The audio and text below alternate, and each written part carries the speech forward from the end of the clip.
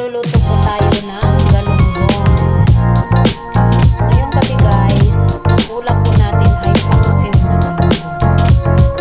Lagyan po siya natin ng bawang, sibuyas at luya. Ayan. Tapos lalagyan po natin yung isda.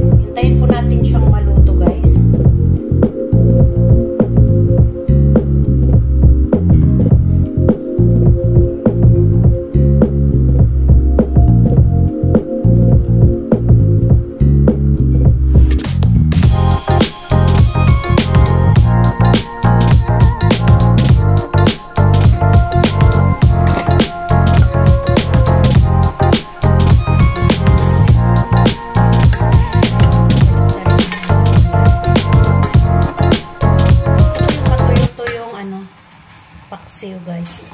Mas masarap po yung matuyo-tuyong paksiw kasi mas masarap yung lasa niya guys. Hindi yung masabaw.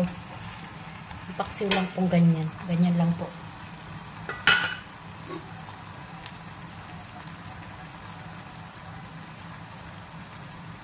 Paksiw na galunggong ang ulam natin ngayon. Filipino dishes. Pwede po nating ulamin to ng umaga, tanghali, hapon. Bahala na po kayong magluto kung anong gusto ninyo. Ito po yung recipe ng Filipino paksiw na galunggong. Tagalog version. Ayan po. Masarap po siya guys kasi malinamnam. Lalo po pag yung isda ay very fresh. Yan. Lutuin lang po ito ng 15 to 20 minutes. Hindi naman po masyadong matagal po ito. Tapos, lalagyan po natin ng naluto na po natin yung ating galunggong. Pag lumabas na po yung mata, ay puti na po yung mata ng galunggong, luto na po ito guys. Ayan. Sa Tagalog po yata ito ginanga eh.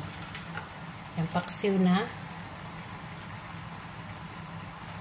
galunggong. Tsaka ilagay na natin yung ating ano guys, gulay. Yan guys, ang ating gulay. Ayan. Tapos, takpan po muna ulit natin. Ayan. Tapos, maluluto na po siya in 20 minutes time. Pag naluto po na po yung gulay, luto na rin po yung isda.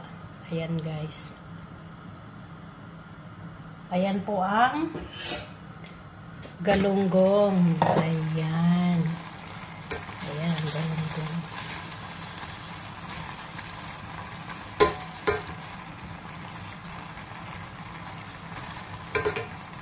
Masarap po siya guys.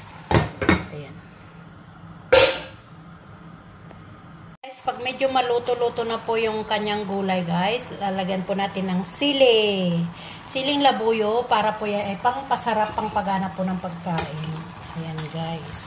Sa mahilig po ng mga siling labuyo katulad ko o sili na green, ayan, lagyan nyo po yung paksiw ninyo, guys, ng sili na green. Ayan. Para po lalong masarap, lalong malinamnam dahil po may sili siya. Ang sili po ay palamuti po ng ating ulam na pampagana, pampasarap at panglinamnam. Kaya masarap po ang ating paksiw na galunggong. Maraming salamat, guys, sa inyong panonood, sa inyong pagtamsak, sa inyong pagsuporta, at lalo na po sa mga kaibigan ko dyan, guys, na lagi nagsusuporta sa akin. Thank you so much. Ang ating galunggong na isda ay ready na po. Pwede na tayong kumain ng hapunan. Thank you for watching, guys. I love you all. Ito na po, guys, ang ating ulam ngayong gabi. Paksiw na galunggong. So yummy. So delicious. Halina kayo, guys. Kain na po tayo. So yummy. I love you all.